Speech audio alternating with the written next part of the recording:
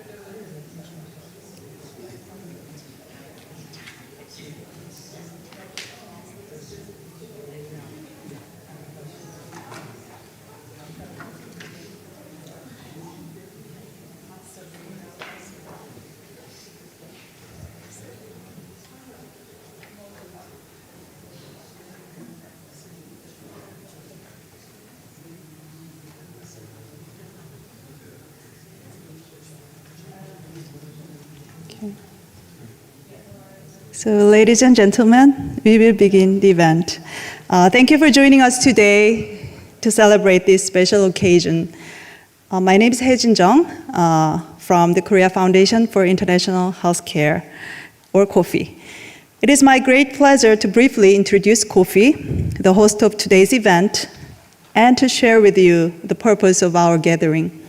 The Korea Foundation for International Healthcare is a public institution committed to promoting global health and strengthening health systems around the world.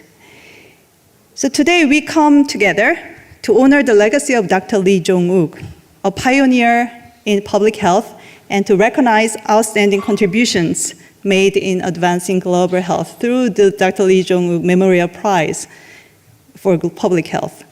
We sincerely thank the Geneva Health Forum for their invaluable support in organizing this event and for being an essential partner in facilitating dialogue and innovation in the field of global health. Now, let me take a moment to welcome our host for today. Dr. Ha is the president of COFI and a leading figure in advancing global health initiatives. Dr. Ha has been instrumental in shaping COFI's vision and expanding its global impact. He is an Emeritus professor of pediatrics at Seoul National University, specializing in pediatric nephrology. Dr. Ha is recognized for his expertise and leadership in international healthcare cooperation, including major projects in Uzbekistan. It is under his leadership that COFI has continued to honor the legacy of Dr. Lee and to champion initiatives that bridge gaps in healthcare access around the world. Now, please join me welcoming Dr. Ha to deliver the opening remarks.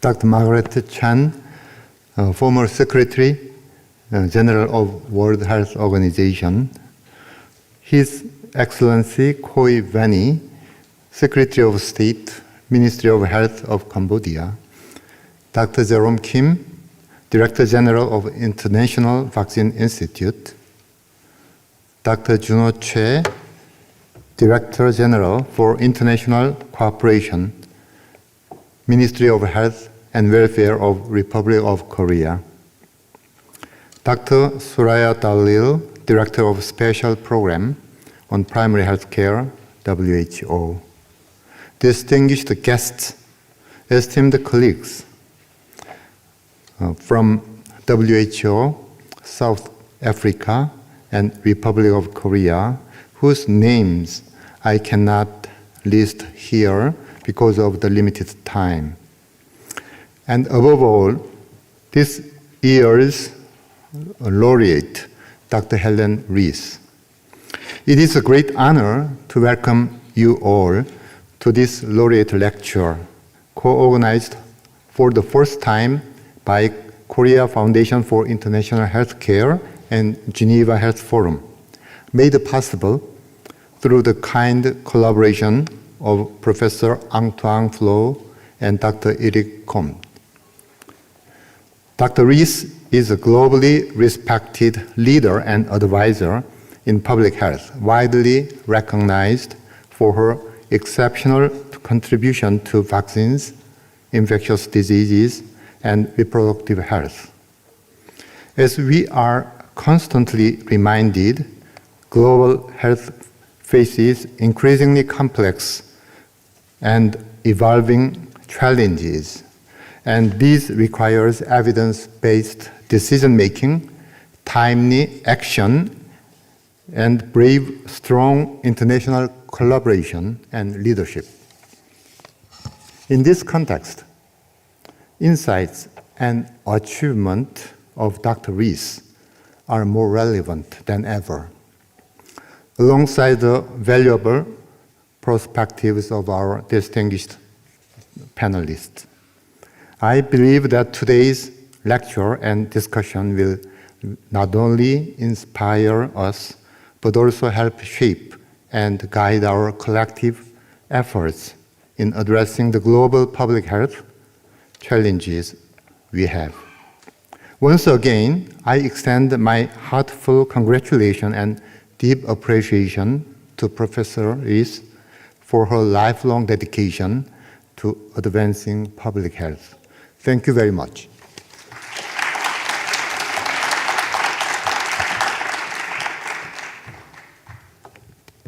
Thank you, President Il-Suha, for your thoughtful welcoming remarks. Now we will proceed with a series of congratulatory addresses from distinguished representatives of the global health community. First, it is my honor to introduce the Minister for Health and Welfare of the Republic of Korea, Jong-wook, who will share a message of congratulations and Korea's commitment to advancing global health. He will deliver the message virtually. Please welcome him with a round of applause.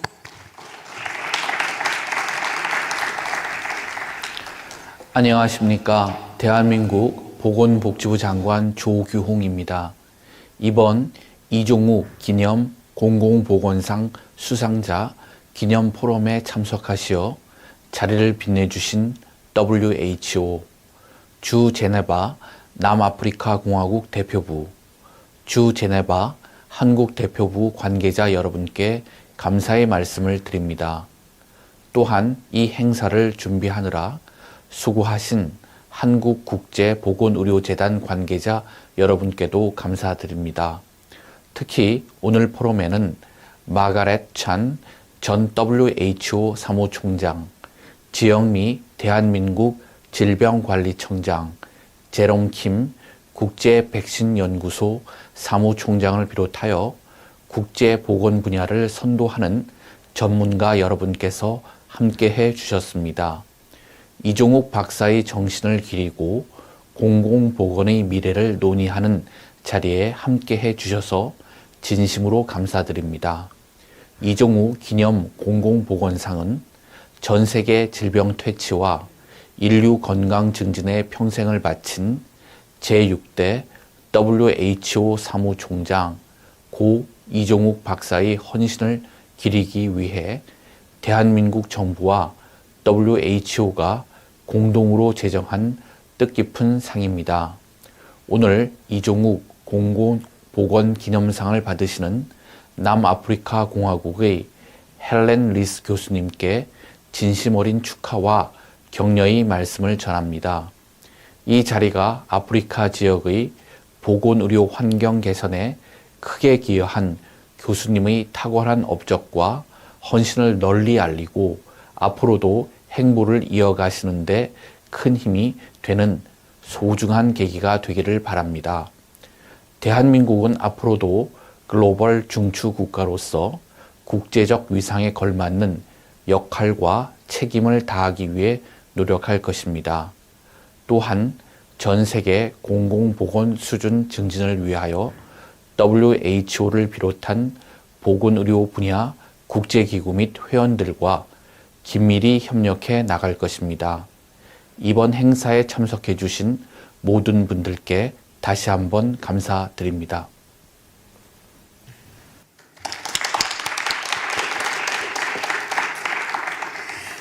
Thank you, our Minister, for your inspiring message. So next, we are pleased to welcome the representative of the Republic of South Africa, who will deliver a congratulatory address. So Dr. Precious Malebuna Machoso is a distinguished leader in public health and former Director General of the National Department of Health. Dr. Lee was the one who appointed her as a director in WHO, so it's very meaningful. She was the INB of pandemic agreement, which has just approved 3 days ago, so big achievement. With her exceptional expertise and visionary leadership, Dr. Machoso is perfectly positioned to offer heartfelt congratulations to our laureate. Dr. Machoso, please step forward to deliver your congratulatory remarks.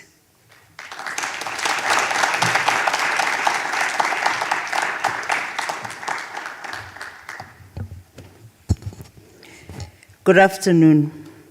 It is truly an honor and privilege to congratulate Professor Helen Rees, a globally recognized, nationally revered, and regionally admired leader.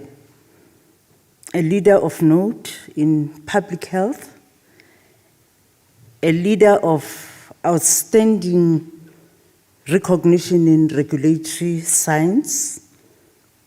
Some of you may not know that Dr. Rees has transformed lives, and he's called upon at every minute. He's relied upon by government of South Africa. He's been recognized by the president of the country and has received outstanding awards.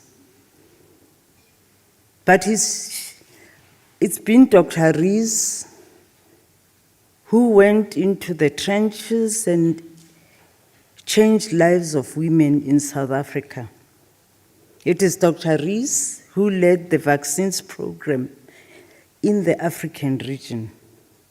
But it is the same Professor Helen Rees, who has been at the forefront of SAGE.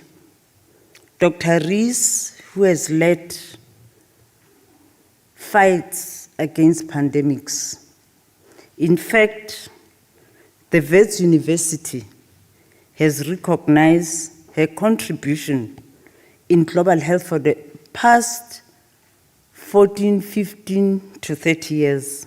I have personally worked with her as my chair of the Medicines Control Council, but I've also worked with her in the institutions that we work for. But of note is her contribution to the work in WHO. In fact, I always ask, when do you get to sleep at home? Because do you work at the airport? But it is just her contribution where she consistently and steadfastly work and contribute to change lives, and in particular, women's lives. It is an honor and privilege to be the one recognizing you from our country. I thank you.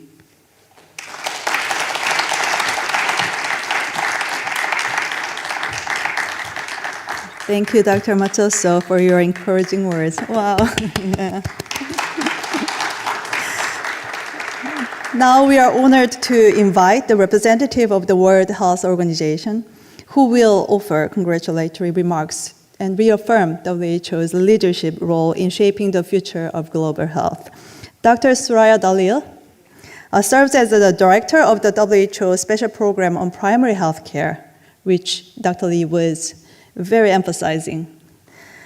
Throughout her distinguished career, Dr. Dalil has been a tireless advocate for equitable access to health care and has played a leading role in strengthening health systems, particularly in low and middle-income countries. Her commitment to primary health care as a cornerstone for achieving universal health coverage reflects the enduring values championed by Dr. Lee Jong-wook. We are truly honored to have her with us today. Please join me welcoming Dr. Soraya Dalil to the stage.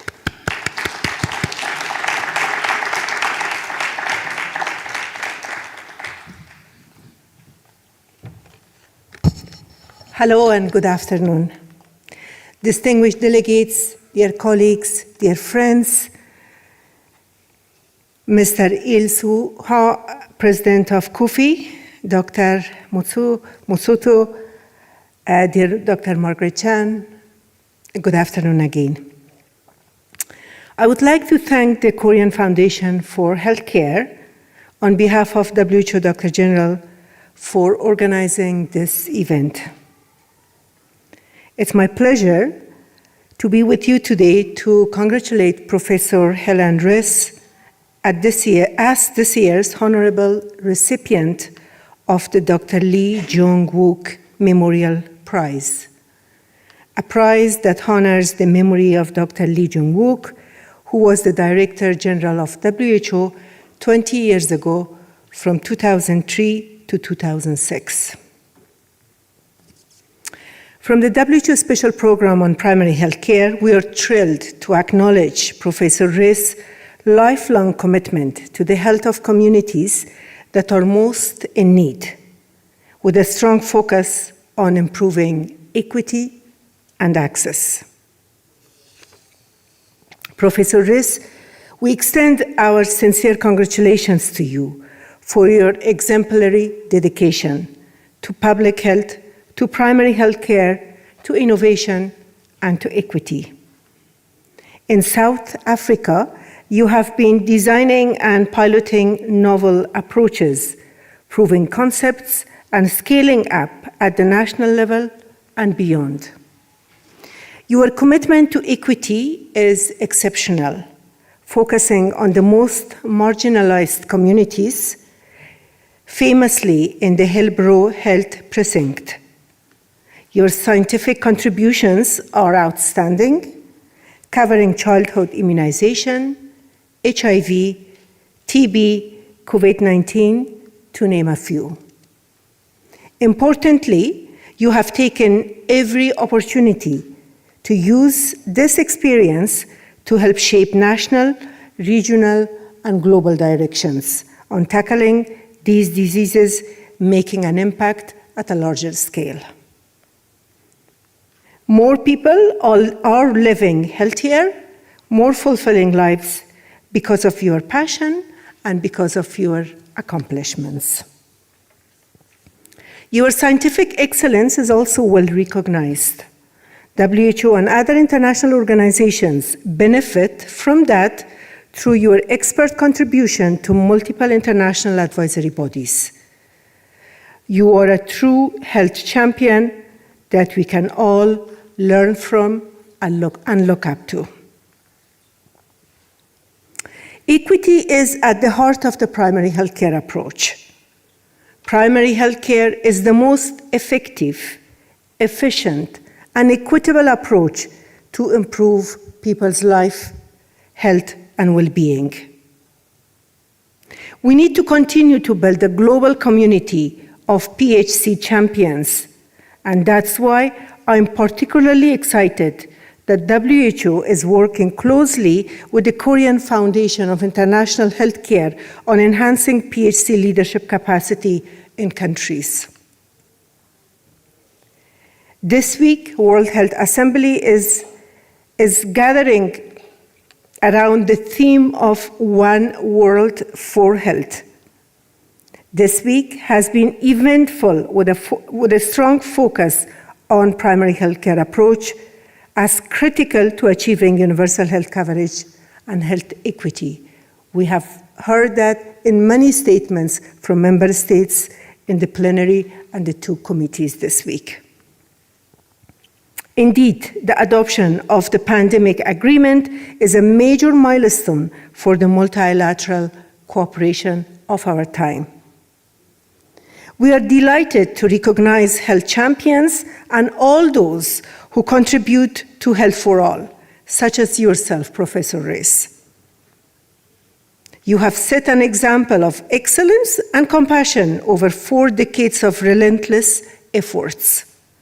We know that you will continue and reach further with your remarkable work, and we hope others will follow in your footsteps to achieve equity and health for all through primary health care. Thank you very much, and I wish you all the best.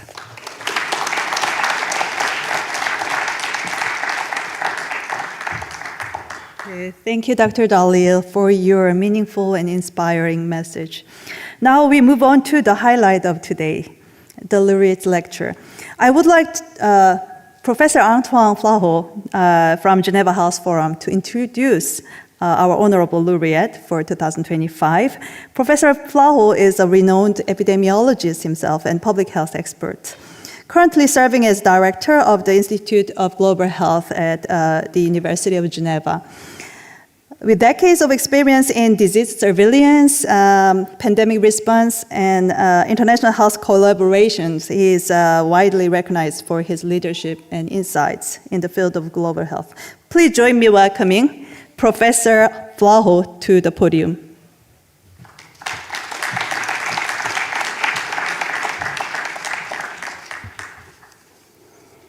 Thank you for your kind words, Mrs. Young. Each year, the Dr. Lee Jong-wook Memorial Prize for Public Health recognizes an individual who has made outstanding contribution to advancing public health and embodying the spirit and dedication of Dr. Lee Jong-wook. I thought it was a secret. I've been told it is a secret. Nobody should know the name. I thought I would have had an envelope and I would have disclosed it and said, it is with great honor that I introduce the winner of the year, Dr. Helen Rees. Dr. Helen Rees is a renowned global health leader and a tireless advocate for public health, with a career spanning decades of service in the fields of infectious disease, vaccine policy, and reproductive health. As a founder and executive director of the WITS Reproductive Health for HIV Institute, the WITS RHI, at the University of Witwatersrand in South Africa, in Johannesburg, Dr. Rees has played an instrumental role in advancing scientific research, shaping global health policy, and improving the lives of millions through her work on HIV, prevention, vaccine development, and women's health. Her leadership and commitment to evidence-based public health action perfectly reflect the values that Dr. Lee Jong-wook championed throughout all his life. We are deeply privileged to hear directly from her today. Ladies and gentlemen, please join me in warmly welcoming Dr. Helen Rees to deliver the Laureate lecture entitled Caps and Gowns, Activism and Evidence in Public Health.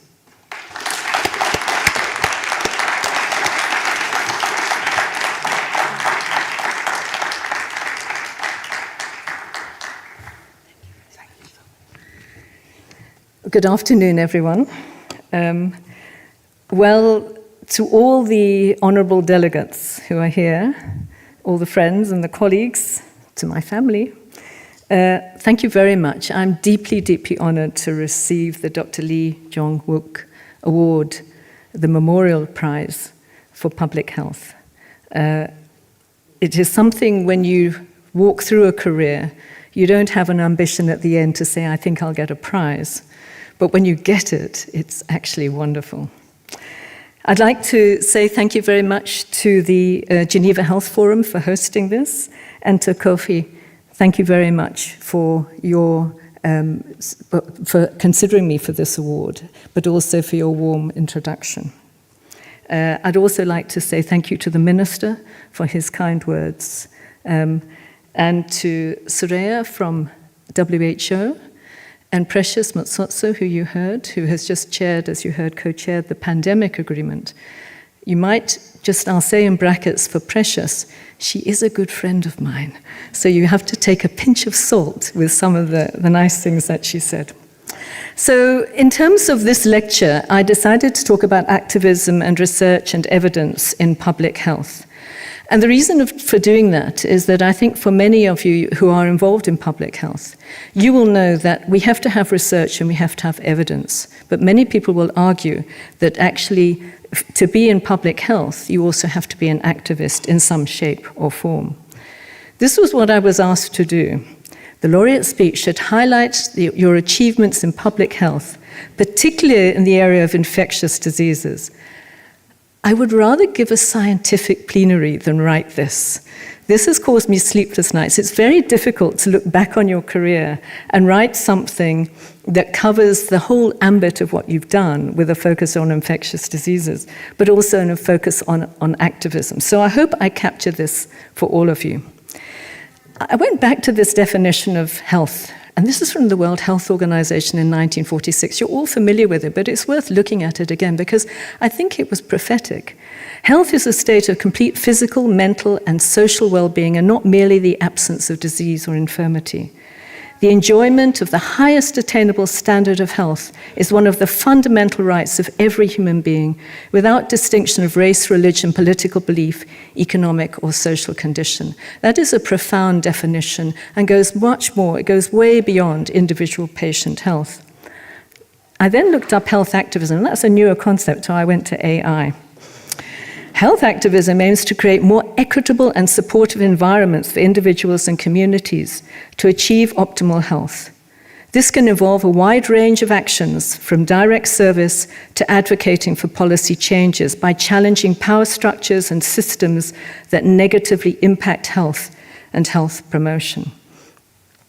So I went back and I thought about what had influenced my career and my life, and I went back to the book Outliers by Malcolm Gladwell, which I'm sure many of you have read, and came up with some quotes. And the first one was, it makes a difference where and when we grew up. And if I said this to everyone in the room, you would agree with this if you looked at your own careers and your own lives. So the picture on the right-hand side at the bottom, my parents, my sister, who's here, and I understand many of you have been congratulating her for getting the award today. It's me, not her. But the influence here was that my father came from the Welsh coal mining valleys. His father was a coal miner and his grandfather was a trade unionist. So through him we had a sense of social justice and a belief in organized labor, but also a sense of what it means to come out from poverty. My mother came from a Welsh rural area, a father who was a preacher, a Methodist preacher, but also a headmaster. So a very strong belief in education. And from the two of them, they framed a belief in education and a desire from my mother to go into medicine. Then the next quote from Malcolm Gladwell is that we are all beneficiaries of some kind of unusual opportunities. You think back, you'll recognize this. So I did go into medical school in Cambridge, and this was in the 70s. At the beginning, there was a very strong belief in women's liberation movement that was going on there, and this was a protest. Well, it was in support of women's rights. then, in those days, you had to go to London to do your clinical training, and there I got involved with a movement for homeless people to stop the demolition of Victorian houses so that homeless families could actually get occupation. Also at the time, in the 60s and the 70s, was the anti-apartheid movement. There was a Springbok tour to the UK, and there was a lot of protest there, and I became also involved in the anti-apartheid movement. I did manage to finish my degree, however, and also did a master's thesis in social and political science, and this was the first time that I focused on really a health question, which was looking at maternal and neonatal outcomes after induction of labour. But then, opportunity. I went to do my student elective in a small Welsh mining village called Glencorrwg. Some of you will have heard of Dr. Julian Tudor-Hart. He was a man ahead of his time. He was a GP in the small village, but he also undertook research. And his belief is beautifully summed up here. Medical services are not the main determinant of mortality or morbidity. These depend most upon standards of nutrition, housing, the working environment and education, and the presence or absence of war. And never could that be more true than today, and in terms of what we're seeing in terms of conflict. He wrote a really incredibly important paper right back in the Lancet, but in 1971, and it was called the Inverse Care Law. And what he argued was, and he saw in the village where he worked, was that the socially disadvantaged populations receive less health care than socially advantaged populations. And if you look at the dotted line at the top, that is need. And you look at the solid line at the bottom, that's the availability of resources and health services. And the people with the greatest need often get the least resources. The third thing I'm going to quote from Malcolm Gladwell is something he calls lucky breaks. Now, you might recognize this person afterwards. This is my husband, Faisal. And the reason I'm highlighting him is because I met him, and I remember I was very involved also with anti-apartheid thinking. He was from South Africa. He had come to the UK to do his medical training. And meeting him meant that my direction in life then changed to Southern Africa. He and I went to Zimbabwe, and immediately after independence, where I was a pediatrician in Harare Central Hospital. What we saw there was the inequality that had been inherited in Zimbabwe for years prior to independence. This was another colleague who I worked with, less known than Dr. Julian Tudor-Hart. His name's David Saunders, and he wrote many publications about primary health care. And in one of those publications, The Struggle for Health, he said healthcare workers should expand their work beyond medical care and address the social determinants of health and issues of social justice. And he also emphasized the importance of primary health care, which I think we would all now echo. But at the time, in the 70s and 80s, wasn't such a well-recognized concept. So working as a pediatrician, what we were seeing was huge amounts of malnutrition and diarrhea and children dying. The weaning diet there in Zimbabwe at that time was a water-based porridge based on sadza, which meant that there was very little nutrition for children being weaned. We're also seeing large amounts of vaccine-preventable diseases. So what did we do? This is, if you like, the first time I experienced appropriate technology. So we recommended adding high-energy protein-rich, locally available groundnut oil to the sadza. We took the common orange, that was probably the only orange squash bottle that was available then in Zimbabwe, and we added water, sugar, and salt in specified quantities, which stopped a lot of dehydration and deaths from diarrhea, and widespread vaccination campaigns made a huge difference. But then Faisal and I went from there into South Africa in the 1980s, where really South Africa was a place on fire.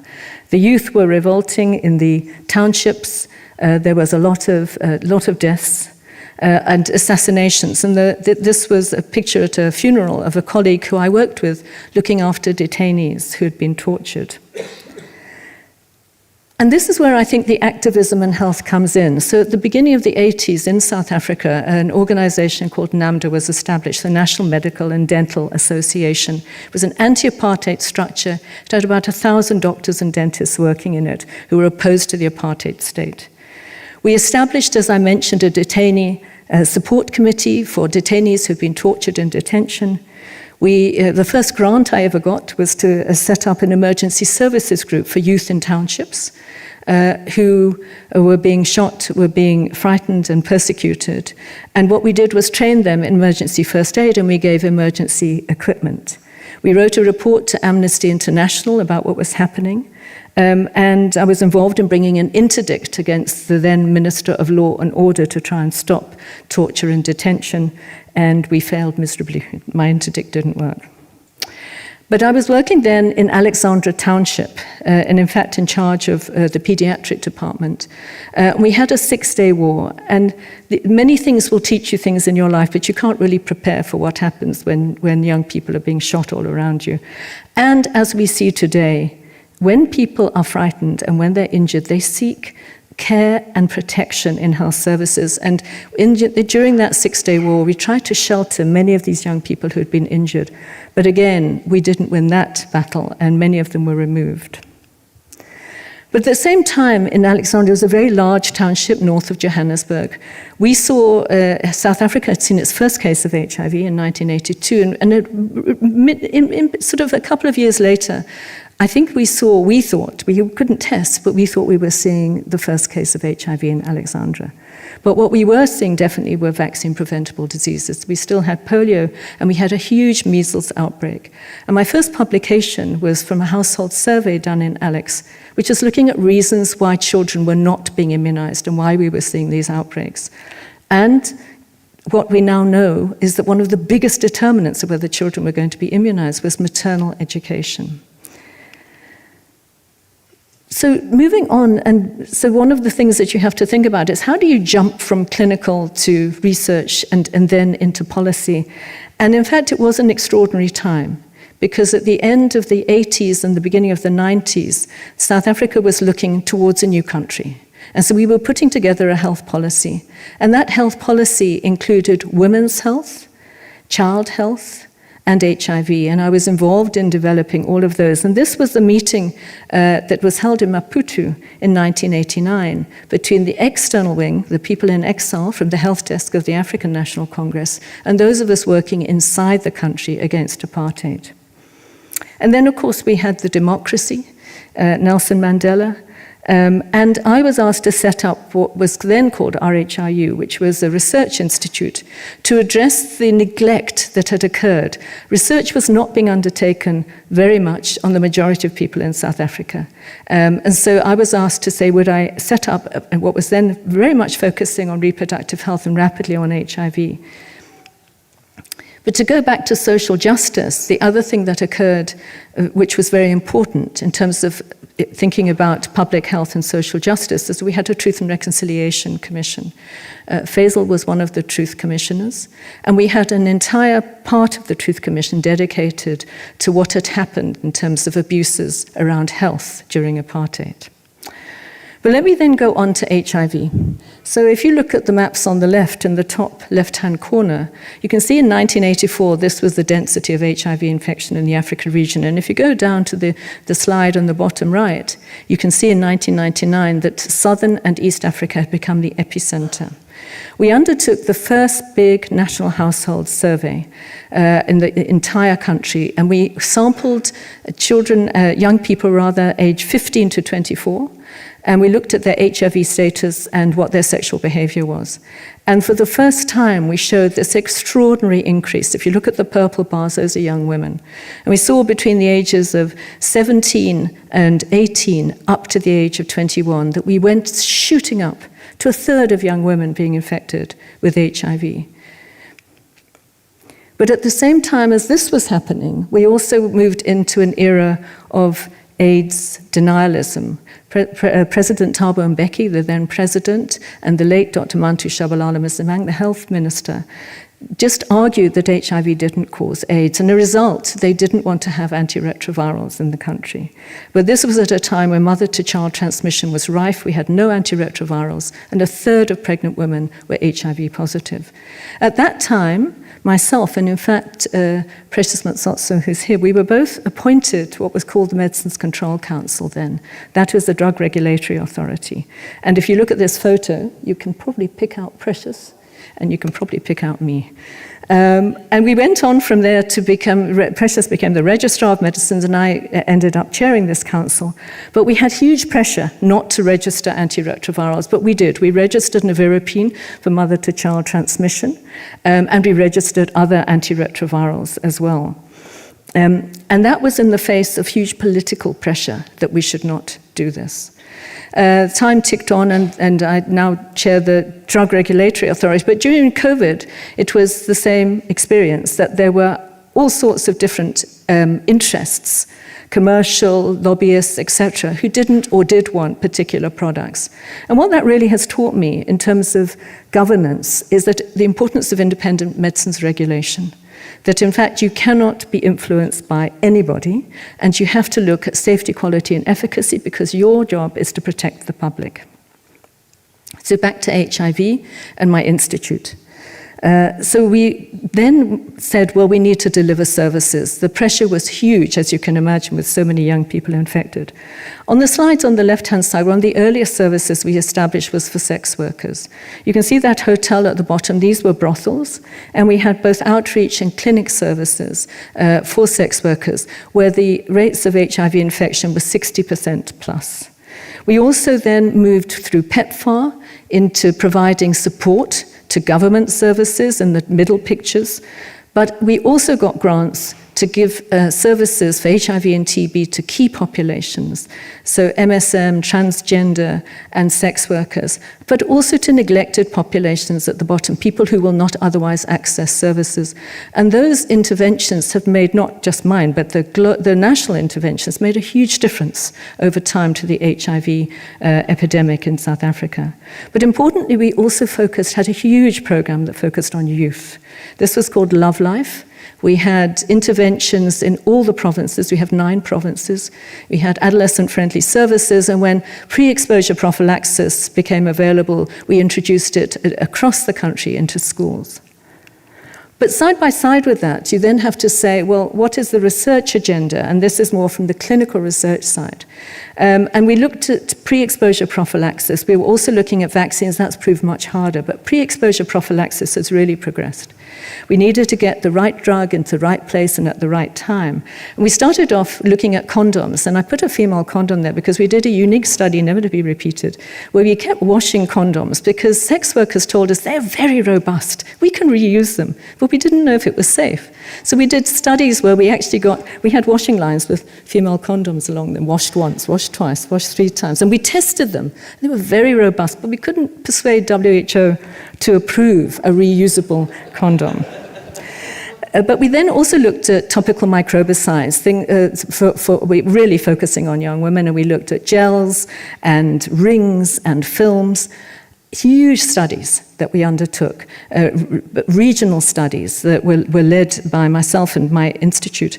Unfortunately, we were unsuccessful. What was much more successful were oral antiretrovirals, which proved to be partially effective. But a daily pill is a hard thing to take. So what has been really, really successful are the long-acting injectables. Long-acting cabotegravir, also led by a colleague in my institute, and lenacapavir, which is the latest product, which is a twice-yearly injectable. And we did acceptability studies, and people said, actually, we prefer to have an injection, something 2 monthly, something twice yearly. Thank you, we'll take that. So that's the good news. But the bad news is you then have to create access, which is the next step in getting products out. Long-acting cabotegravir is still not widely available, and when we looked at the costing, one of the reasons for South Africa is that it would have added 40% to the existing HIV health program, so it's not widely available. Lenacapavir is currently undergoing regulatory approval in many countries, including South Africa, and it looks like it's going to be more cost-effective than the long-acting cabotegravir because it's twice-yearly injection, and we think that adherence is likely to be greater. And if you look at the bottom, I'm sorry that the lines have jumped here on this presentation, but it is much cheaper per HIV infection, potentially in terms of cost effectiveness. The reason for looking at this is that there are so many steps that you have to go through before you can actually finally introduce a product. And this is a good example of the complexity of this.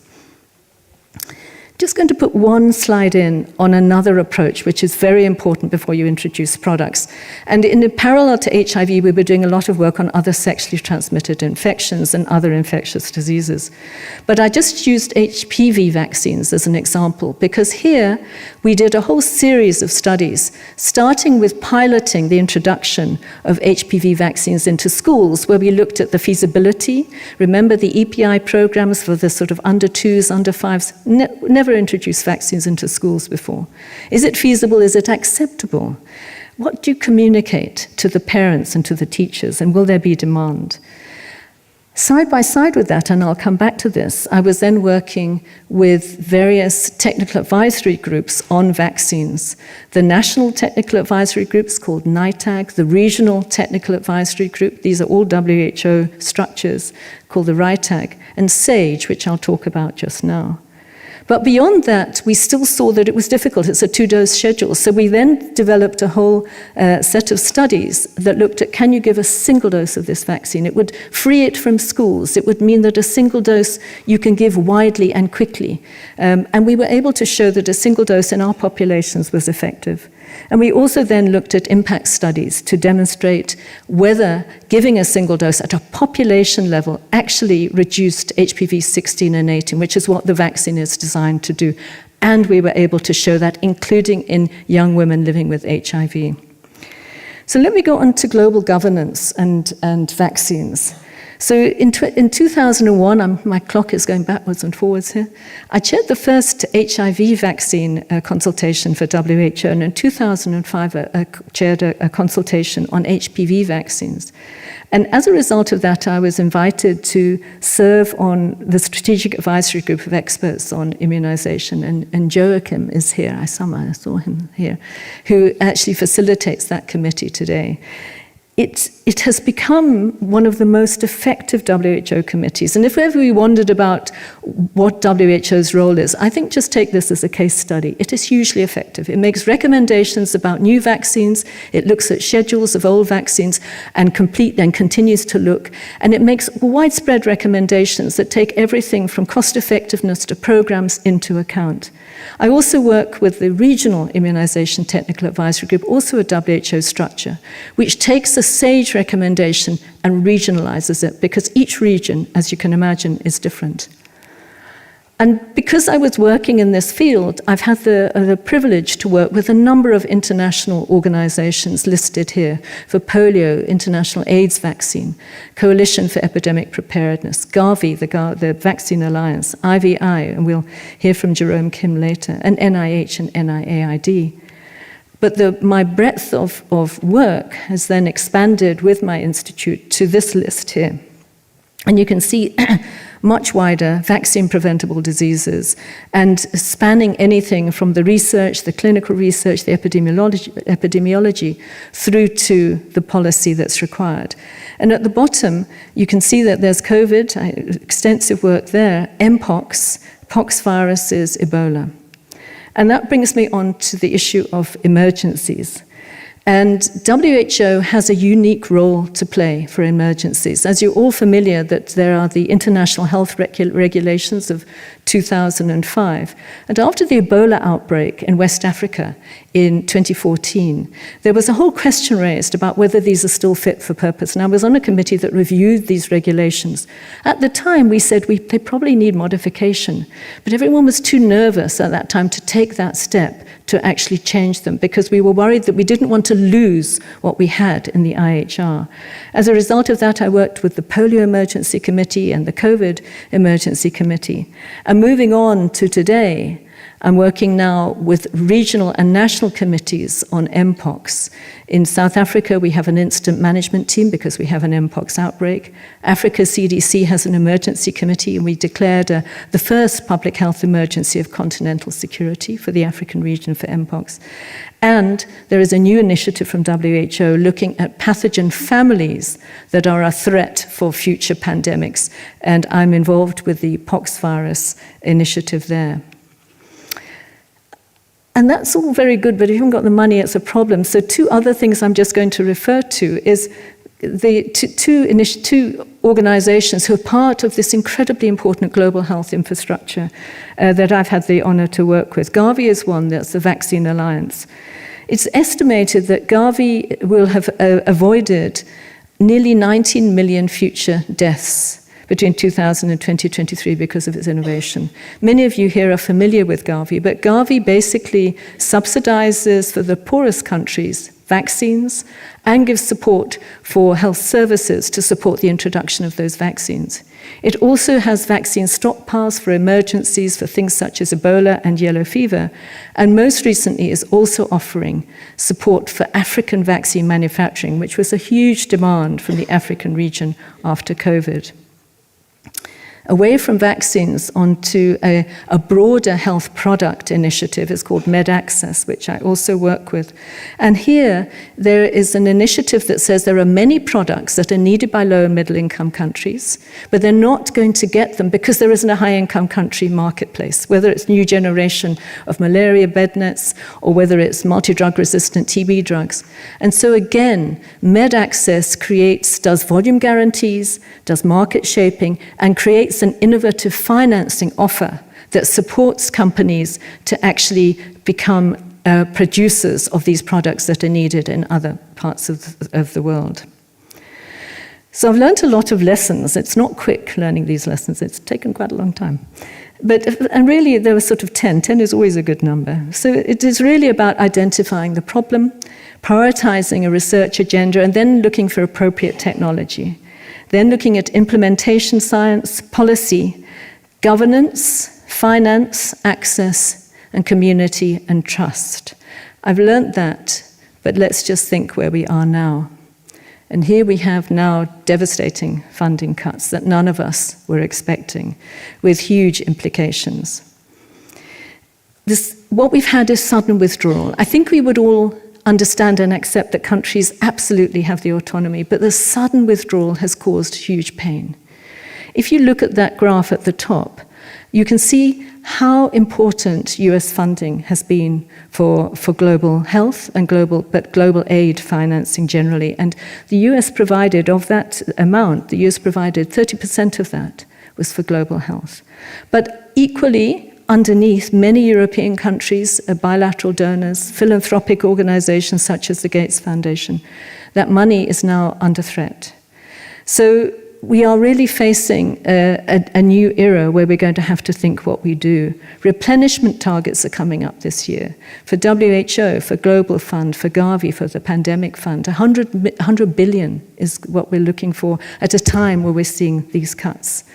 And we have now seen also huge cuts in research, in the R&D, particularly from NIH, that was responsible for half the global R&D research funding.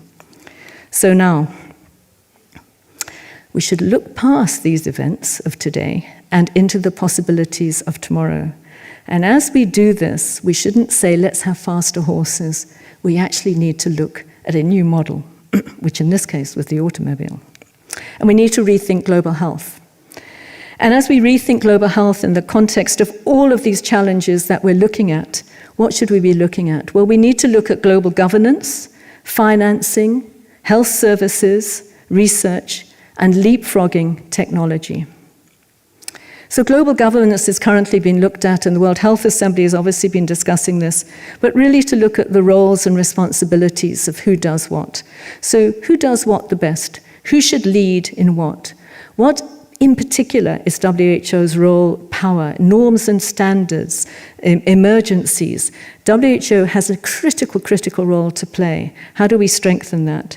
But we need to streamline all of the global structures and funding, because clearly what we've been funding is not sustainable. There should be a strengthened, many people are arguing, and I would agree, a strengthened regional focus. We should be responsive to country needs, but especially the lowest income countries. We are going to have to prioritize. We can no longer do everything. And we're going to have to start to use, particularly in the low middle income countries, local versus global expertise. So if we're going to make the case for funding, how do we do this? This map shows the amount of foreign aid that's received as a share of national income. And the darker the green, the bigger the amount of foreign aid that's been received. But In this map as well, just note the comment at the bottom, over 50% of low-income countries are now at high risk of debt crisis. So how do we make the case for continued financing for global health?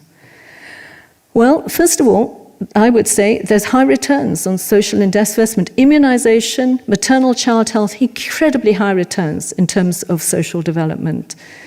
There are many international benefits by funding global health goods, funding pandemic prevention, preventing the expansion of HIV in the African region. Remember, we've had a withdrawal of the PEPFAR program. If we have expansion of HIV in the African region, we are going to create a huge reservoir of immunocompromised individuals. And if we want to see emergence of new pathogens, that's exactly what you could do. So we have to also think, how do we stop that from happening? And we have to think again and in a different way about sources of funding. Richer countries, I would argue, should, for the reasons I've given above, continue with the ODA to give support to poorer countries. But countries, and you've heard this loudly from the African region, countries also need to look to themselves. Budgets need to be redirected for their own health services, but debt relief needs to come into this, noting what I've said there about over 50% of low-income countries are at risk of a debt crisis. Clever taxation, the sin taxes, the tobacco, sugar taxes can also be considered. But the development banks and multilateral organizations also need to rethink what is their model. Innovative financing such as Gavi and MedAccess can be expanded. Bilateral aid should continue, I would argue, for the poorest countries from rich countries, and philanthropy remains incredibly important. We also need to make the case for financing of research and development. And to start with that box on the right, this is just one example, that the return on investment for $1 invested for neglected diseases for R&D is $405. You can make the case on an economic basis. And you can say to countries, but actually R&D is critical for your development, it's critical for your growth. You need to find solutions for your state, for your society. Culturally, reputationally, this is a good thing for a country to do, and the return on investment. But for global investment, we still need to make that case. And I would say that one of the ways to make that case is to say, well, you're contributing to global development, which makes everyone safe. That there are shared global benefits, such as pandemic research, and that actually, if we all work together, we will accelerate technology development. And then there's the feel-good factor. I think George Bush was hugely proud, as he should have been, about initiating PEPFAR. There is a feel-good factor for rich countries to be able to assist. We need to look at the other end of things, because we can't just consume and consume. So we need to improve health systems. We need to go from the bottom up instead of the top down and have country-driven priorities, patient-centered services, integration of services, HIV and chronic diseases. They now go together. We need to redesign, we need new tools for self-care and management. We need to get patients out of the clinics, because the clinics are overcrowded and under-resourced. Give people tools that they can manage some of their own diseases, even in low-resource settings. We must redesign health products for ease of use and delivery, and I'm going back to Lena Kapavir. Twice-a-year injection is much easier than people coming every month to get tablets to take every day. Cross-border sharing and surveillance is absolutely critical if we're going to consider outbreaks and pandemics. And then we need to leapfrog technology, and particularly improve connectivity, electricity, and artificial intelligence. So leapfrogging technology, there's been a lot of discussion at this World Health Assembly. This is going to be cost-saving. Every model you'll see with leapfrogging technology using AI for health shows cost savings.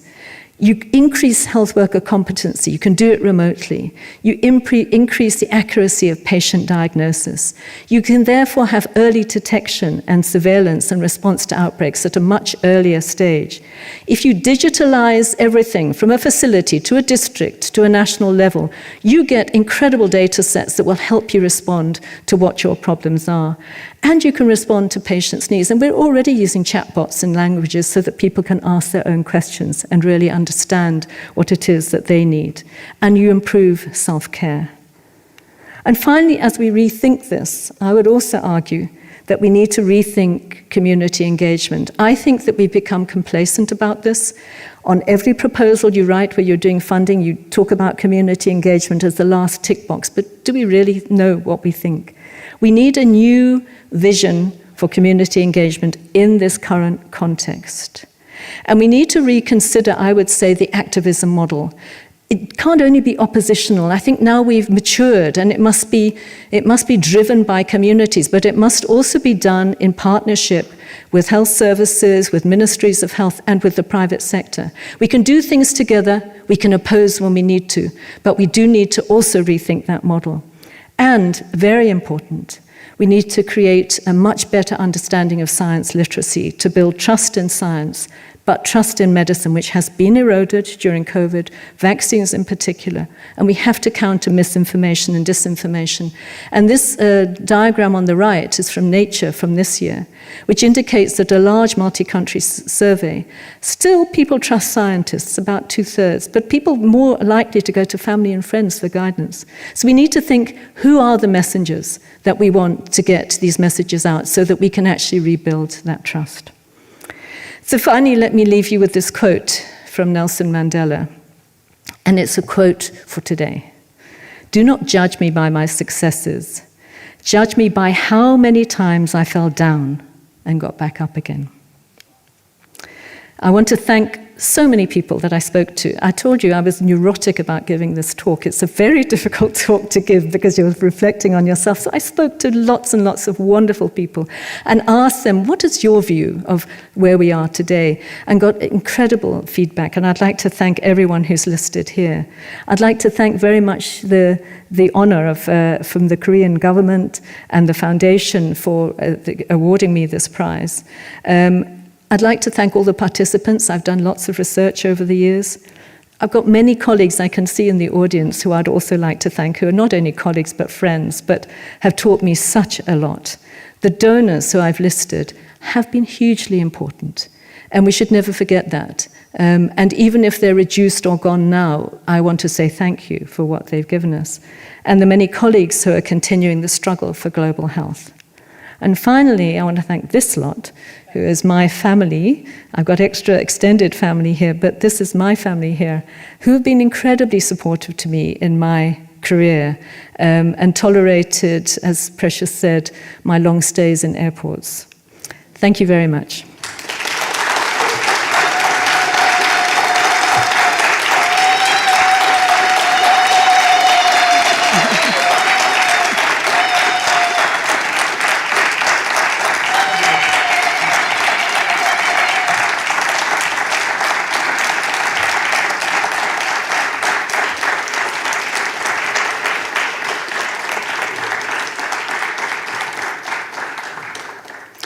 Thank you, Hélène Ries, for your inspiring and deeply moving lecture. We admire your research and we love your activism. Your work and dedication to public health have truly touched and inspired all of us today, as we can hear. Now we turn to the second part of our program, the panel discussion, entitled The Future of Global Health. And I am honored to co-chair this important session alongside a truly distinguished colleague, a very good friend, Margaret Chan, former Director General of the World Health Organization. Her visionary leadership and decades of experience have left an indelible mark of global health. Together, we look forward to engaging in a rich and meaningful discussion on the challenges and the opportunity that lie ahead of us. So, over the past few years, the world has faced unprecedented public health challenges, from the COVID-19 pandemic into the growing threat from climate change and rising health inequities, as Hélène mentioned a couple of times earlier. Today's discussions offers an opportunity to reflect on these lessons and to explore pathways toward building stronger, more resilient and equitable health systems. Before we dive into the discussion, let me introduce our three distinguished panel. Our first panelist is, of course, Dr. Hélène Ries. Executive Director of the WITS Reproductive Health and HIV Institute in South Africa, and our esteemed laureate of the Dr. Lee Jong-wook Memorial Prize for Public Health. We will have Dr. Jerome Kim, the Director General of the International Vaccine Institute. Dr. Kim is a renowned expert in virology and vaccine development, working tirelessly to promote equitable access to vaccine worldwide. And finally, we welcome Dr. Suraya Dalil, the Director of the WHO Special Program on Primary Health Care. Dr. Dalil has dedicated her career to strengthen public health care system and advancing health equity, particularly in fragile settings. So please, you can come on stage, all of us with me, the panelists, Margaret, Hélène.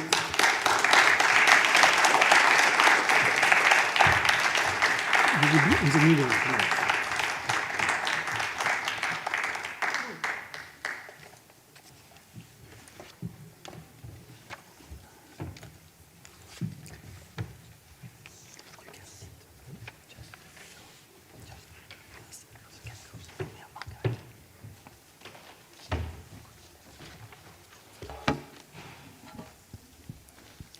Margaret, the floor is yours.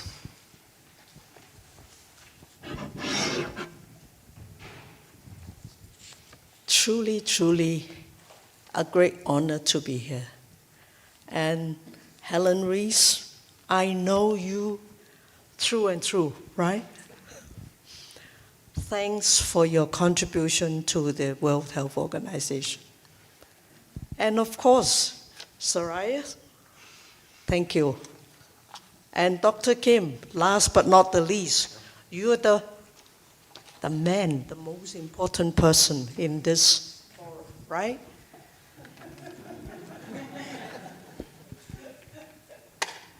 My dear friend, Antoine,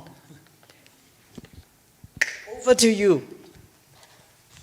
Now, the first question I like to pose, given what Helen has told us, what is the future of public health?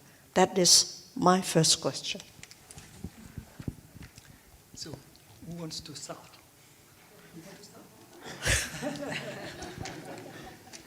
I could refer to my last slides at this point. Well, I think, as I said, I think that we are definitely going to have to regroup. But I don't think that we can say, let's do the same, only on a lesser scale. I think we have to restructure. And we have to say, which pieces do we restructure? And it has to start by saying, what is it we want to achieve, and what is going to give us the best return on investment? Things like immunization, maternal child health are obvious. But we're going to have to, as I said, rethink how we deliver health services. Integration, but also better technologies, so that we've got smarter technologies, easier to administer, easier to store, easier to transport. I mean, everything that is going to make health services better. But I do think that at the global level, the global health ecosystem needs to be reconsidered. Because if there isn't going to be money, we shouldn't be trying to run things on a third of a budget. We should then say, how do we consolidate? How do people work smarter and together? And what is that ecosystem going to look like that plays to strengths? Okay. Now, before I give the floor to WHO, I would like to invite Dr. Kim. What do you think? The future of public health? So it's hard to follow one of your personal heroes, but I think since the year 2000, and actually since the 1990s, we've made such incredible progress in global health. Children are alive today who wouldn't have been alive. People are living with AIDS, are dying with AIDS, with HIV rather than of it. These are really remarkable advances. We don't want to give up the advances, but at the same time we have to face the realities of maybe a restructuring of the way we had funded this. I mean, we're living in an age where official development assistance has been a tremendous contributor to a lot of the success. And you can't just replace it, as Helen said, overnight. And actually, one of my colleagues said, well, we're entering a new age, an age where ODA is still important, but there'll be less of it. So what do we really need to do? And I think Helen captured this in saying it's going to now be regional and national, and countries, individual countries, including some of the countries receiving development assistance, will need to have a stake in the future of where we're going in global health. And is this new age necessarily worse? No, actually, because in the end, countries are responsible for the health of their individual citizens. And this is maybe the first, it's not a push. We have to consider what was done to be a lot worse than that. But it's going to be a reminder. And as we regroup, rethink, and find and fill the gaps, exactly as Helen said, think end to end. So we have to really think through a process. We can't just have a vaccine. We have to have a plan to use it. We have to know that it's going to be cost effective. We're not just developing vaccines, again, to use my area of expertise, we're not just developing the vaccines for the companies, we're developing them to be used and to have impact. And then finally, this idea of cooperation, removing redundancy. Because there is redundancy. In a time when there was a lot of development assistance, there are overlapping capabilities, and we really have to be careful about that. And then prioritization, that's a horrible word, but it's one where we're looking at what we need to preserve, what we have, and what we can do better. So thanks. Okay. WHO, you are having a difficult task. Absolutely. With the migration of the agenda, everything comes to you. Yeah. Now we are faced with the CD, NCD, innovation, AI, and the bread and butter stuff like maternal and child health, and the list go on and on and on. So how are you going to make the ecosystem work? Great. First, it's an honor to be here and to be among the distinguished panelists. I want to speak on behalf of WHO at the beginning, but I would like to also reflect on my own ideas. Coming from a low-income country, from a fragile and a very, very kind of humanitarian setting. So first, I was really happy when I saw in your slides, Professor Riss, about the definition of health according to the WHO's Constitution of 1946. You say that health is a complete state of physical, mental, and social well-being, and not merely the absence of disease and infirmity. And I think that definition of health is as valid and important today as it was 76 years ago. So when we look at health, and we look at health from a holistic perspective and not merely the absence of disease and infirmity, then as long as human being exists on the planet, we need health, and we need health agenda, we need institutions, we need entities, bodies that uphold health and work towards health. So that's my first reflection with regards to health. The second reflection I would like to have is on gross inequalities that exist in today's world. We are in 21st century at a time where we send to a space. We are able to go and put our foot in few planets outside our own planet. We are in a situation that billions of world population are connected with digital technology.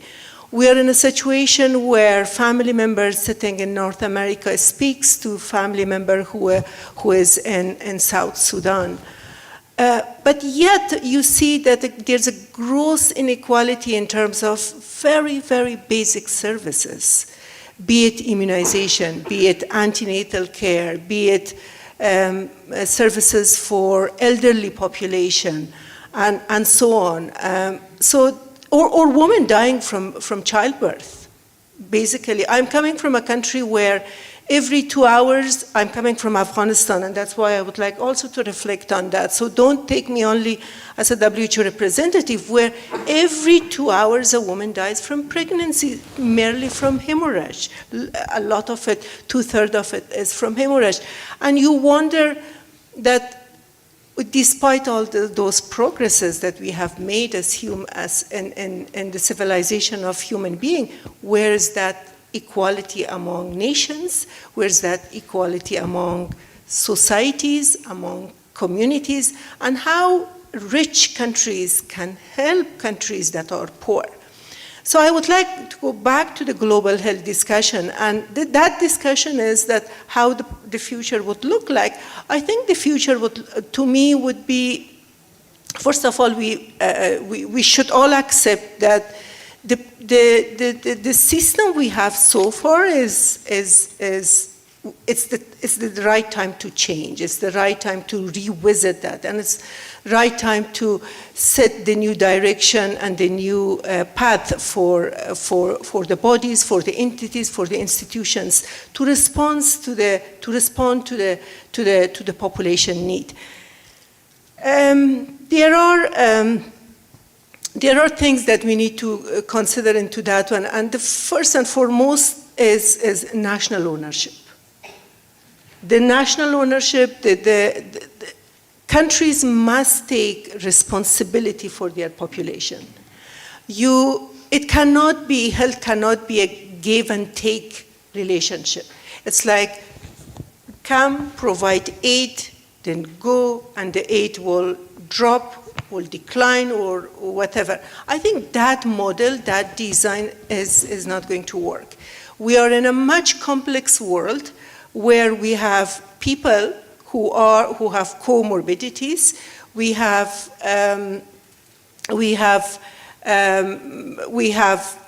situations where people do not have access to water and sanitation. We have situations where people do not have access to food. We have situations that people do not have, live with less than $1 per day. So I think the issue is that national governments should take more response, and in a genuine way. I'm not talking in terms of really like kind of high-level speeches, and in a genuine way take more responsibilities for health and for international entities and bodies to listen to the government and to national, and for the national government to listen to their population, to listen to their citizens, and that's where active citizenship comes in. Okay. In that, I would also like to put women in that equation. I would also like to put young people in that equation, because no matter what, they are the stakeholders in healthcare and in provision of health. Last point, and I would really like to say that, and that's war.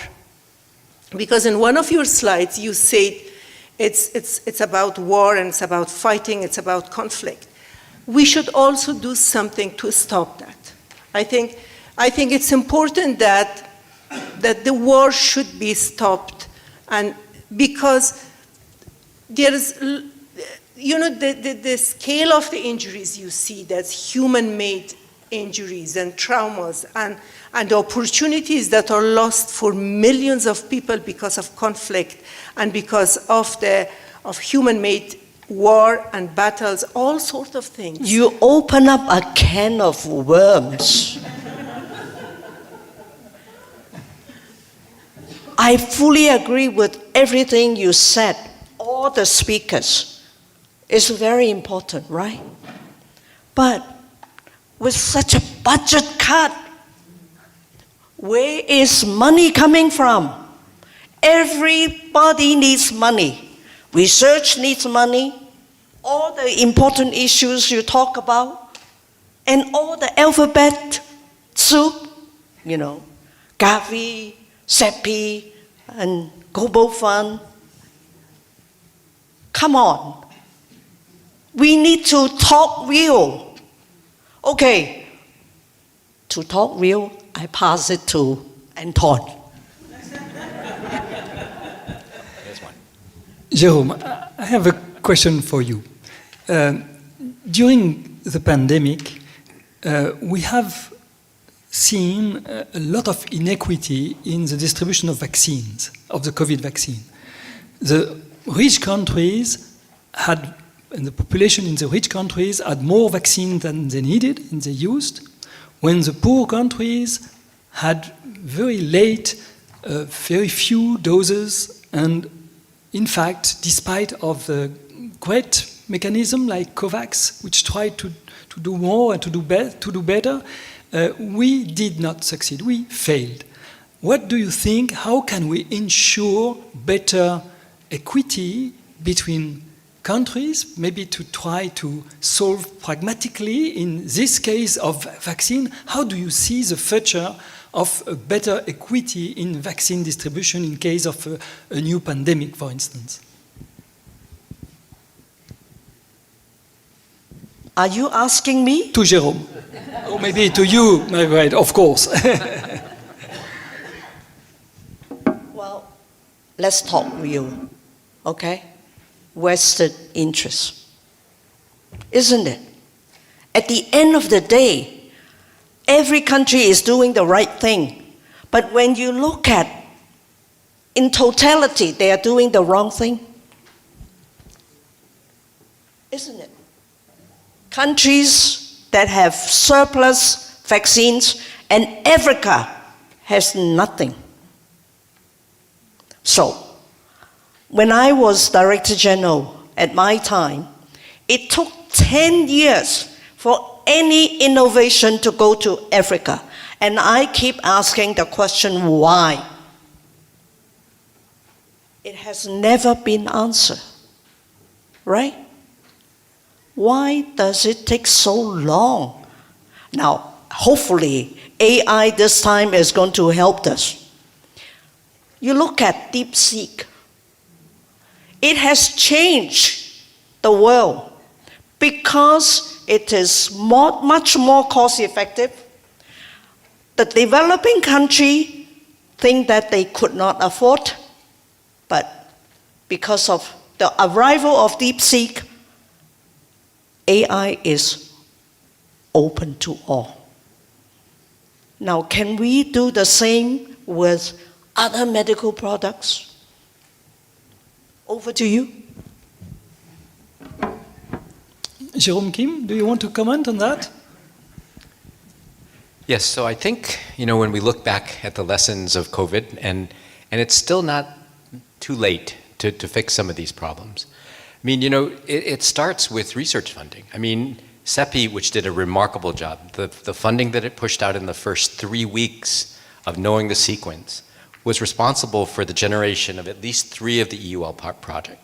But none of that funding went to the companies that make 60% of the world's vaccines. And why? If you wanted to make 2 billion doses, wouldn't you go to the people who make 2 billion doses?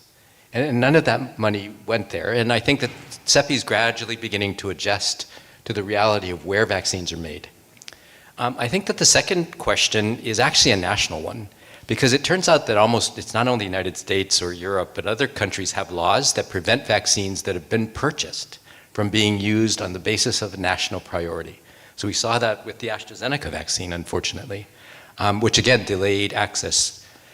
The third part is, actually, and where a lot of people were critical of COVAX, but Margaret makes the point.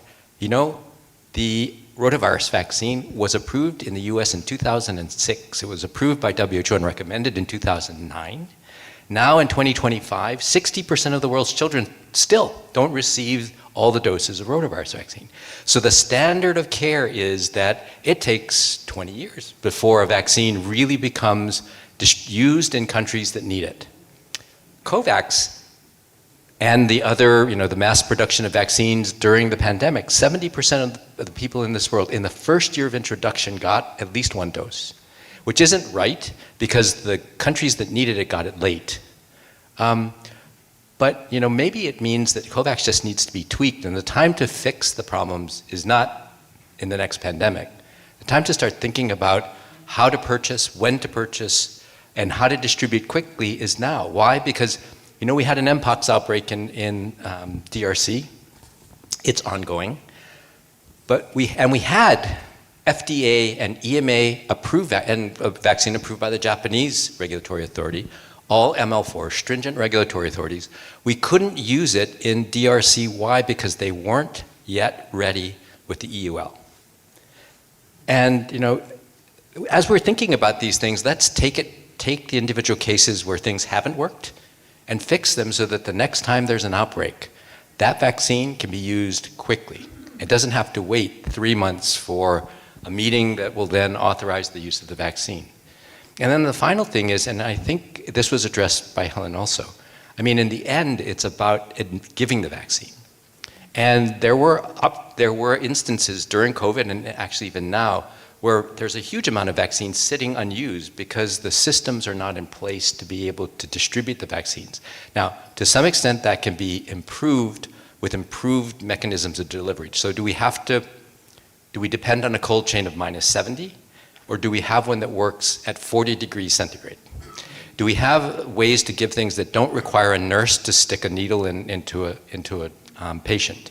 And if we do, then can we get them tested and approved more quickly so that these new technologies can be used and deployed rapidly in the case of outbreaks? So again, thinking through a comprehensive solution, I think, and it's possible, and it's not going to cost, I forget the number that was put up, Helen, $50 billion, $47 billion. These are not expensive interventions, but as we think through what we need and prioritize them, we should focus on them. I think just coming at it from another end, what happens when you don't deliver has broader repercussions.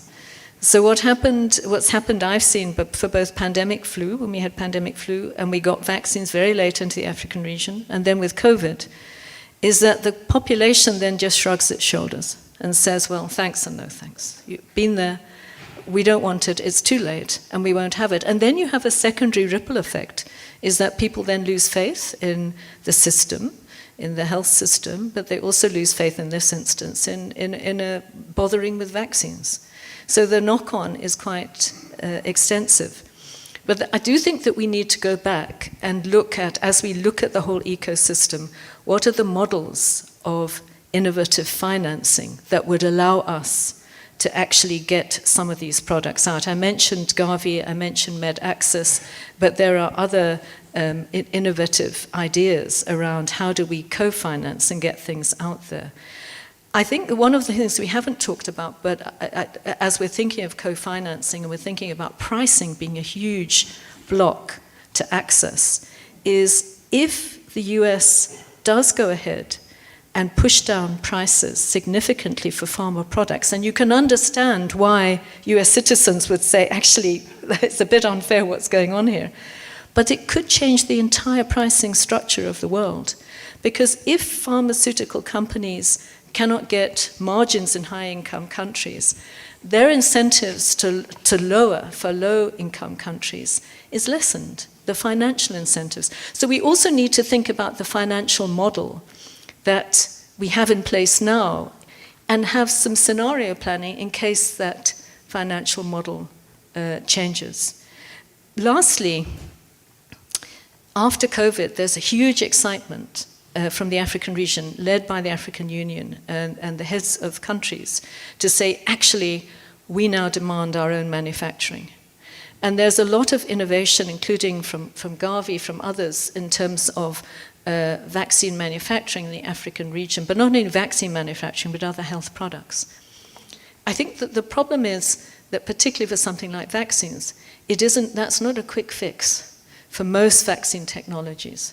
mRNA might well be easier, but it's not necessarily going to be a solution for all vaccines. But I think the issue about vaccine manufacturing is one we definitely need to promote so that we do have access in regions to products. At the moment, as we know, less than a very small percent, less than 1% of vaccines that are used in the African region are actually manufactured in the African region. Similarly for pharmaceuticals, very little of our pharmaceutical products. That's a medium-term fix. That isn't a quick fix. So, and we have Precious here. And I think one of the things for the pandemic treaty has tried to do is to say in the event of an outbreak or an emergency that we start to conserve and dedicate a percentage, 10, 20%, that we dedicate those percentages to low-income countries who will not otherwise get access. And I think that's going to become a very important clause if we can implement that. To Margaret, maybe. The microphone. Can I ask Precious a question? During my time, there was such thing as what we call PIP, and a certain percentage is dedicated for developing countries. Now, I was told that it has moved PIP to something else. So, well, it is important that the increase in the quantum, financing for developing country is much better. Now, can you help us? No, thank you very much. I think Helen is right, but I think we probably need to also look at this comprehensively, to look at technology transfer, diversified production, because there's an understanding that it's not every country that will produce every single product. So the regional approach to production of vaccines, therapeutics, or diagnostics, I think is the way to go. In relation to what Helen was saying, is that the pathogen access and benefit sharing is modeled based on the PIP framework, as you correctly say. But of course, we need to understand that PIP is very specific for seasonal influenza. And here we're not dealing with a diversity of pathogens. And we don't know what kind of outbreaks we're going to be dealing with. So much as we took a leaf from the PIP book, it has to be carefully considered on how the modalities and the terms and how the operational dimensions are going to unfold. But I think the lessons were learned from the PIP framework, and Helen is right. It's actually going to be a game changer on how we make vaccines, diagnostics, as well as therapeutics available. And those percentages, which are referred to as set-asides or allocations, were also lessons based on lessons that we learned from the PIP framework. Thank you, Precious, for what you have done, okay? I have a question to the panelists now, but if there is any question in the audience, please feel free to tell. There are some microphones. We will listen to you. Just before, to the panelists, I would like to come back to what Margaret mentioned about artificial intelligence. It's a game changer, for sure. My question is, do you think we would need a kind of protective agency, something like for the drugs? We are, for the medicines, we are interested in their efficacy. They are game changers in many diseases, but we are also interested in surveillance of the safety, of their safety. Do you think for artificial intelligence we should have the same for public health, for human rights and confidentiality and all these things? Do you think we should also have a protective agency at an international level regarding the use of AI in health?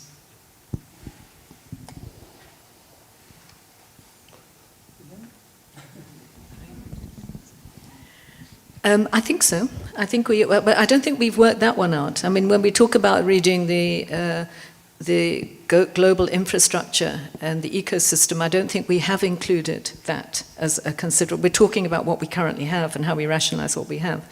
But I think that the advantages, as we've listed, I mean, I listed the advantages to the health system, the advantages to using AI to the development of new drugs, new vaccines, is absolutely potentially enormous.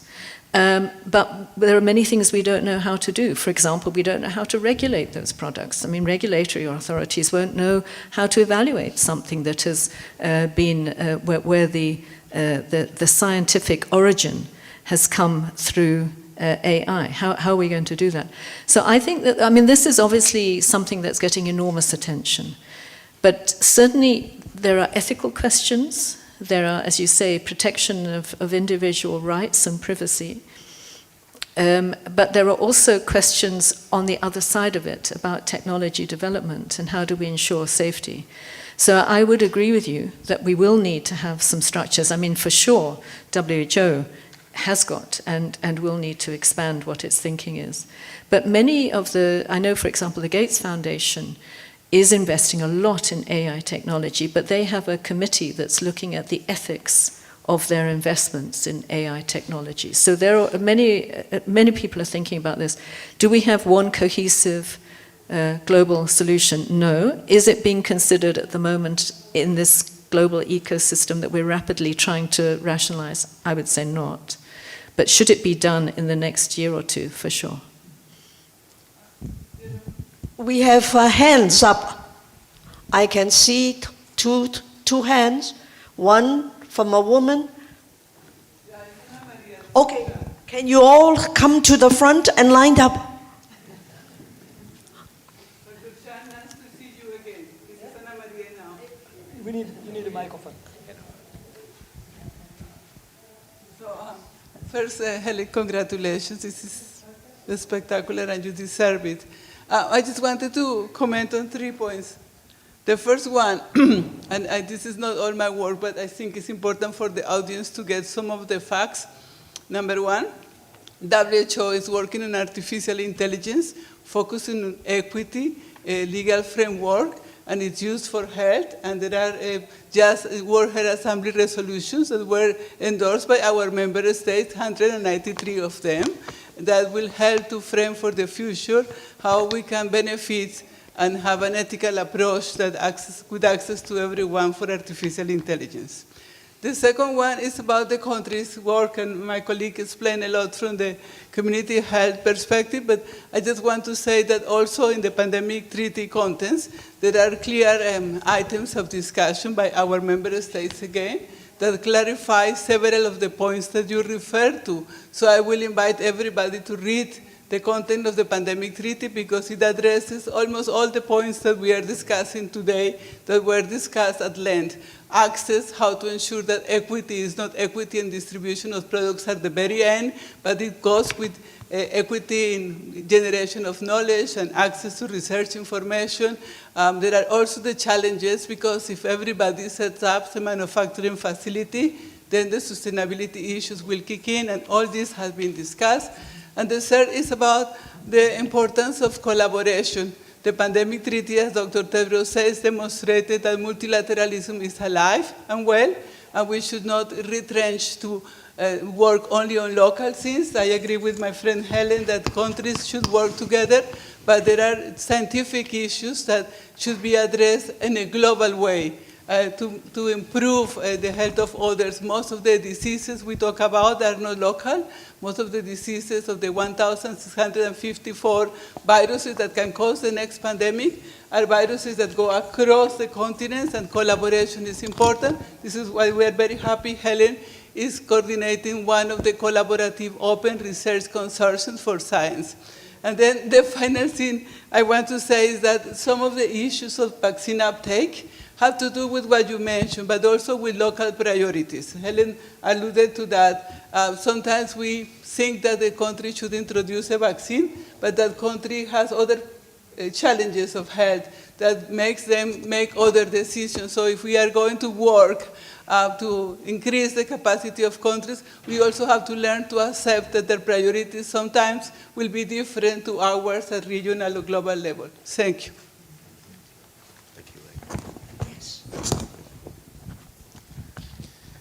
Hello, my name is Robert Mature. I'm the Director of Programs at Unitate. We're a health innovation agency. Good to see you, Dr. Chan, and congratulations, Helen. Couldn't think of a more deserving recipient of this award.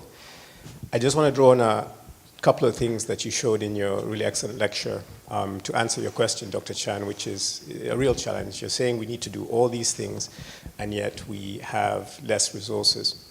But in effect, what we are doing at Unitate and working with our partners to start to identify, in fact, the resources there, they're just coming from different places. And if we simply say that we need to do things more efficiently, then the question is, how can we do that? And we saw in COVID that we were forced by the worst pandemic we've seen in a century to do things very differently and accelerate the development of life-saving vaccines in a very short time. And this crisis that we're facing now is actually compelling us to do the same. Sadly, as you said, Jerome, it happened very brutally and abruptly, so it's happening under immense duress. But it is forcing a shift in the direction we need to take around efficiency and simplification. And one example you presented, Helen, just illustratively, is long-acting prevention for HIV. Because when US funding stopped and PEPFAR's funding was pulled out from so many countries, more than commodities, life-saving commodities, was the money for healthcare services and delivery. But if you can have a long-acting preventive technology, 2 injections a year, you're going to start to address that problem. So the point we're trying to emphasize is we need to continue with the things we have and accelerate their use. But as Helen's slide showed, we can't just ask for faster horses. We have to continue to invest in the pipeline as well. Because I've been hearing, and we've been hearing that, oh, in these circumstances, innovation is a luxury. Actually, it isn't. Some innovations, which are far upstream, yes, we have to keep working at those and see how we reprioritize the funding.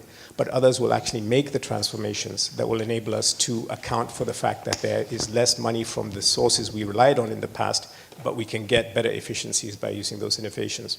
So I might be stating the obvious, but I just wanted to re-emphasize that drawing from Helen's slides. Thank you. Next. Can you hear me? Right. The excellent panel. Some of them I've pleasure and to have worked with. My question is to the panel, is there a future for global health without real public health and without primary health care? I emphasize the real public health and real primary health care because we can use terminology in different ways and there's a lot of jargon and things, so the proper principles. The second question is this the right time to discuss future of global health, or we might have to wait? If you look back historically, the greatest achievement in public health was the end of wars. And Dr. Dalil said that. Maybe we might have to wait for the end of wars. When you reflect the last 2 days, what has happened, it's very shameful. And many things happening today, whether it's Sudan or other places, it's very shameful. Are we ready to stop? The other question is, can we go ahead for the future of global public health and primary health care without doing a truth and reconciliation commission to look what was done right and what was not done wrong, or what could be done better? Why I'm saying that is today, there's a trust has been lost in the UN, WHO, for example, or even our governments, may it be any country, there's no trust. The people have lost trust and faith. And you must ask the question, why? The answer is very simple. Nobody is delivering services to people, with the people, by the people, the foundations of primary health care. We are not delivering services. We're just dropping products. We're dropping many things on our people, but we are not delivering the urgent services they require. So we need to look at why are we not delivering the service. It's not money. And it's not commodities. Thank you. I can say that we are not delivering social contract, true or not? countries are not delivering the social contract that they have signed with the people that elected them in office. So, you are right. You open up another can of worms. This is even bigger and more fundamental. Okay. Thank you. Thank you, Chair. Probably we are sitting next to each other, might be the question is also infectious. I am Amitavo Sarkar from Tampere University, Finland, Department of International Public Health and Epidemiology. Just a question to all the dignitaries. First of all, congrats to Professor Helen Ellis for the winning. It's really an honor to talk in front of the panel. I just go back, if I can recollect it, in 1987 or 86 in WHO Bulletin, Dr. Malhar made a single-authored contribution on the muddy path of PHC. And if I go by the historic Almaty document of 78, the 8 elements, is it really possible? Because see, politics and regime, they are always, they have their own interest and all. Is it really possible to have so much of bureaucratization? So from the program aspect, global health, all the programs, all the interventions can be developed based on the foundations of PHC. In fact, I again recall when Dr. Chan launched the USC, probably 2008 or 9 or 10, Dr. Malhar came that PHC comes back to the full circle. So the design of program, if it can be based on the 8 elements of PHC, and what the panel thinks, what are the threats in terms of this in the future of global health. Thank you all. Okay, can I add one more? Okay. So thank you so much for this panel. This was truly excellent. And my name is Christine Garuya. I'm an associate professor with affiliations at Stanford and Yale University. So I'm an academic. I've been doing research for NCDs for 10 years. So if I may just slightly change the conversation towards NCDs for a moment, with Dr. Chan, of course, having the first ever high-level meeting on NCDs and the 4th coming this year, could you kindly speak to real discussion, real answer on how NCDs fits into the future of global health in terms of financing? And if I may be a little instigatory, sort of this argument that it's going to come up with primary health care or UHC, but we haven't achieved those, and there's sort of a long road to probably achieving those in a real way. So comment on NCDs and how it fits into some of your discussion on the future of global health. Thank you. Yes, thank you. I want to have a few reflections. First, about your question, Dr. Chan, on financial resources, that from where funding should come. Director General Dr. Tedros, in his opening remarks this week on Monday in the World Health Assembly, said that, which comes to the funding, he said $2.1 billion, which WHO needs for his next program budget for next 2 years, is equivalent of global military expenditure every 8 hours. He also said that $2.1 billion is the price of one stealth bomber. One bomber. That $2.1 billion is 1/4 of what the tobacco industry spends on advertising and promotion every single year. So I think when we talk about financial resources and the need for financial resources, and we put that in proportion to the rest of the world and to the other realities that's happening in our world, we need to make a sense of that how much financial resources we are talking about and for what in comparison to other spending that are being made. And I also like our dear colleague who really made my reflection easy on primary health care. In terms of how the future would look like, is we need to go back to fundamentals. We need to go back to foundations, and one of that is primary health care. Is health systems that are oriented, that are designed based on primary health care approach. And by primary health care approach, I mean the services that are closer to the population, that population go and receive them, population trust them, and there's a relationship between provider and the recipient and the population. But I also mean communities' engagement, communities' empowerment, people to have a say in what they receive, accountabilities, that they ask for better services, they ask for more financial allocation to the health services, but they also ask for accountabilities. So when we say primary health care, we are not only talking about services, which is critical, and I'm coming to that, but we are also talking about people's role, citizens' role in that one, that kind of relationship, the trust and the social contract, which is supposed to be between the people and the government. So I want to say that another audience, asked about NCDs. I think when I say we go back to fundamentals, I mean that we go back to a situation that we have a primary care, no matter which countries that might be. It might be my country, Afghanistan, it might be Sudan, it might be Australia, it might be Fiji, etc. But then you imagine that a woman comes with a child to receive vaccines. And that's, of course, important, that's excellent, but the mother comes for vaccines, but we also need to make sure that the child is screened for nutrition.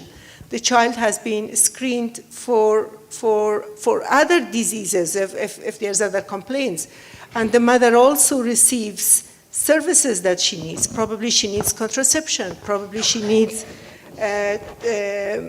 anemia treatment. But also, if grandparent brings a child for immunization, maybe the primary goal is to go and to receive vaccination against measles or pertussis or TB, but also the grandparent need at that point diabetes, hypertension, cancer. So I think we need to go back to the fundamentals. We receive new vaccines, new technologies, but the delivery for that to happen for the billions of population around the world is primary health care. Unless we do that, and unless we do that in an equitable manner and prioritize that way. So future primary health care is imperative. What we need, not only financial resources, we need courage, we need commitment, we need political commitment, we need political courage, and we need our health priorities like primary health care and universal health coverage and health system should be able to survive the political turnovers, the political mandates over governments, etc.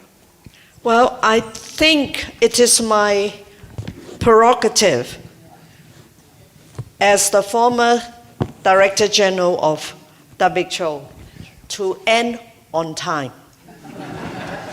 So we have to end at 3:30, right? We are here to celebrate Jong-wook. Okay?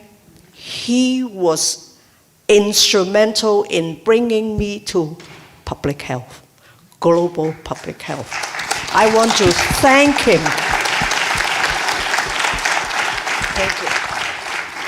Thank you. Thank you all, to all of you, the panelists, our distinguished lecturer, Hélène.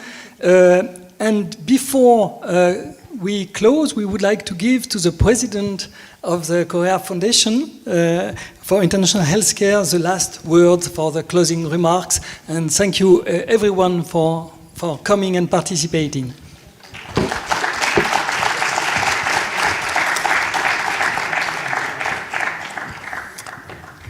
Thank you, everybody, especially Dr. Hélène Rees, for your thrilling and really moving address and lecture, and all other panelists and audience.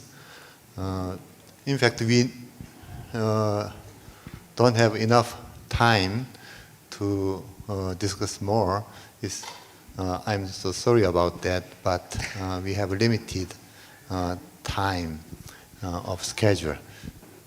So we have to stop here, but I think we are going back home with all the questions and agonies we have and discussions today.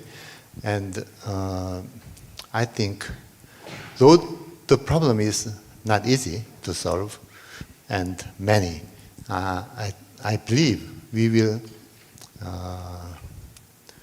get it if we really want it and we collaborate together. Thank you very much for your hard discussion. Bye.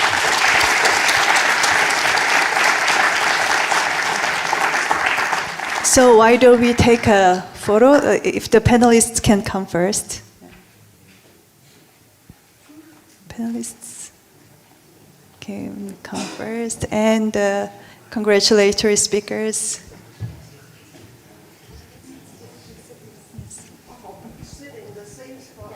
Same spot, yes. Let's take the. You first, yeah. You can sit. Sit where, yes. The panelists can sit where you were before. Oh.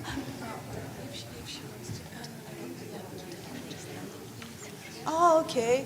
Because I okay. Oh, yes. Dr. Kim, the photographer, gave a professional input that it's better to stand up. Yes. Where's Dr. Kim? Dr. Kim had another job. The job after. Yes. Yes.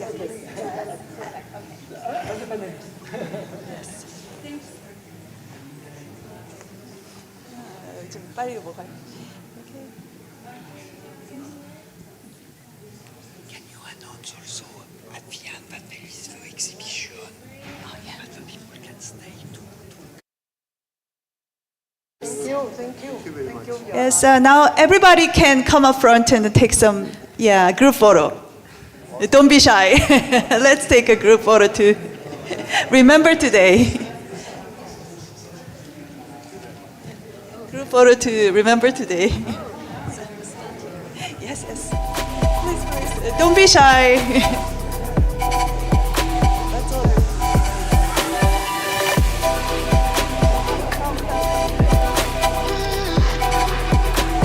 Just go up to this, like maybe somebody can, maybe a group of people can stand in front and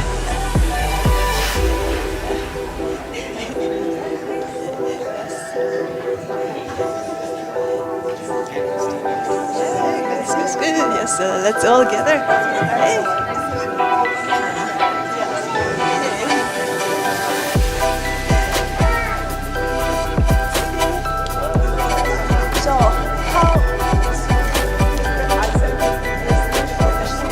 Please let us know how we can. It's fine. Okay. Do you have everything?